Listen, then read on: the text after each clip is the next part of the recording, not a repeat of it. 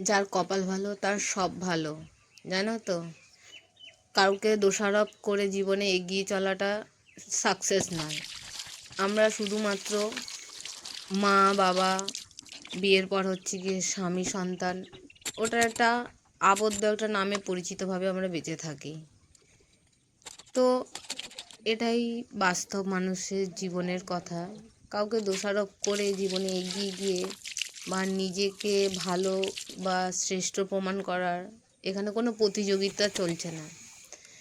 এটা হচ্ছে গিয়ে তোমাকে মৃত্যু লোক, তোমাকে আজ না হয় কাল যেতেই হবে। আজ এই সন্ধ্যাটা হয়তো অন্য কেউ গেছে, কাল হয়তো আগামী সন্ধ্যাটা তোমার জন্য অপেক্ষা করছে। তো তো দোষারোপ করে মানুষকে ছোট করে নিজে বড় হয়ে বা বাহবা দেখি লোক সমাজে, সেটা কিছুই না। এবার জানি না কারা এই জিনিসটা করে তাদের ভীষণ আনন্দিত হয়। তারা যদি অন্যকে ঠকিয়ে, অন্যকে অপমান করে, ছোট করে যদি নিজে যদি সেই মুহূর্তটুকু আনন্দ উপভোগ করতে চায়, তো তাকে দিও। তাকে সেই আনন্দটুকু দিতে তুমি পিছু পা হইও না। কারণ সেই আনন্দটুকু মধ্যেও কিন্তু তুমি তার মানে একটা বিশাল বড় অংশীদার হয়ে থাকবে। সে তোমাকে হয়তো নিয়ে বদনাম করে সে ওই মুহূর্তটা ভীষণ আনন্দ পাচ্ছে। তো তুমি করতে দাও, একদম নির্দ্বিধায় তাকে করতে দাও। তুমি কখনোই সেই নিয়ে প্রতিবাদ করো না, দুঃখ প্রকাশ করো না। এটা তুমি ভেবে আনন্দ পাও যে তুমি তার একটা আনন্দর মুহূর্তকে তুমি অংশীদার তুলে ধরতে পেরেছো। কথাটা হয়তো তোমাদের ঠিকঠাক করে হয়তো আমি বুঝিয়ে উঠতে পারছি না। আমি ঠিকঠাক করে হয়তো এখনও ভয়েস দিয়ে উঠতে পারছি না ঠিকঠাক করে। আস্তে আস্তে তোমরা পাশে থাকলে আমি অবশ্যই ঠিকঠাক করে প্রপার ভয়েসটা দিতে পারবো।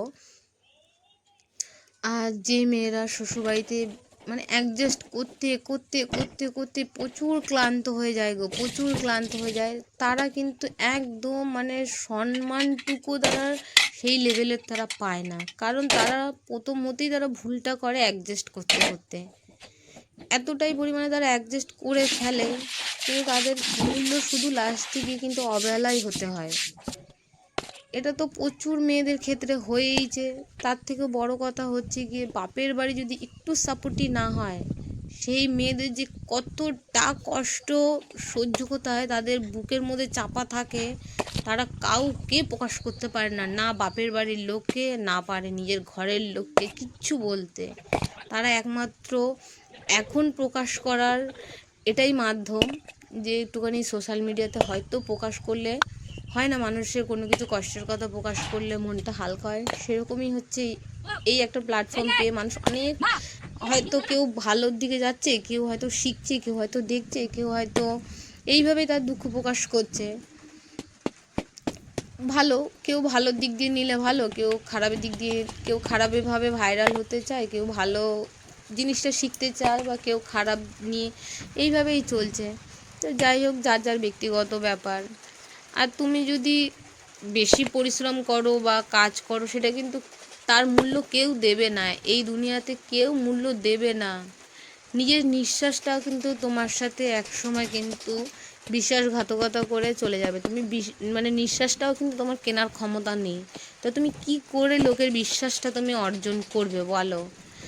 ওটা বেকার, জানো তো। লোককে বিশ্বাস করা বা লোককে ভালোবেসে তেল মাখানোটা, নিজের জীবনটাকে তিলে তিলে ধ্বংস করাটা, সেটা এক থেকে নিজের প্রতি নিজে ভীষণভাবে অন্যায় করো। এই অন্যায়টাই কিন্তু ঠাকুর মেনে নিতে পারে না এক এক সময়। এটা কিন্তু ঠাকুরের দোষ নয়, ভাগ্যবিধাতা দোষ নয়। ভাগ্যবিধাতা যখন লিখে দিয়ে গেছে, একমাত্র তোমার ভাগ্যই লিখে দিয়ে গেছে।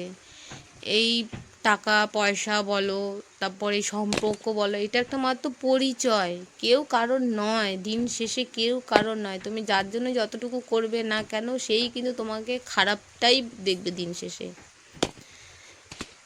এত পরিশ্রম করার পরও দিন শেষে যখন একটুখানি ক্লান্ত বোধ করে যখন ঘরে ফিরি, কিন্তু সেই ক্লান্ত বোধটুকু বোঝার মতন কেউ থাকে না, জানো তো। কেউ থাকে না। কাউকে তুমি মুখ ফুটে বলতেও পারবে না যে আমার ভীষণ কষ্ট হচ্ছে। কাকে বলবে তুমি বলো? সেই মানুষটাই তো নেই। তো অতএব দুঃখ না করে নিজের মনটাকে শক্ত করে নিজেকে লড়তে হবে। এত পরিশ্রম করি কার জন্য বলো? নিশ্চয়ই আমার নিজের ব্যক্তিগতভাবে নিজের স্বাধীনভাবে বাঁচবো তার জন্য নয়। এই জিনিসটুকু যদি কেউ যদি না বোঝে, তো সেখানে তো তাকে বুঝিয়ে বা নিজেকে অপরাধী বোধ হিসাবে চলাটাকে তো সেটা নিজের ভুল না।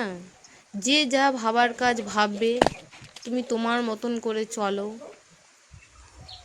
এটাই ভিডিওর মাধ্যমে বলা। দেখো এত কাজবাজ করে এই যে পরিশ্রম করে ইটগুলো তুললাম, কার জন্য বলো? কার দুটো পয়সা সেভের জন্য, যে একটুখানি ঘরের কোনো কিছু একটা বাঁচাতে যাই বা সঞ্চয় করতে যাই, সেটাই কিন্তু খারাপ চোখে হয়ে যায়।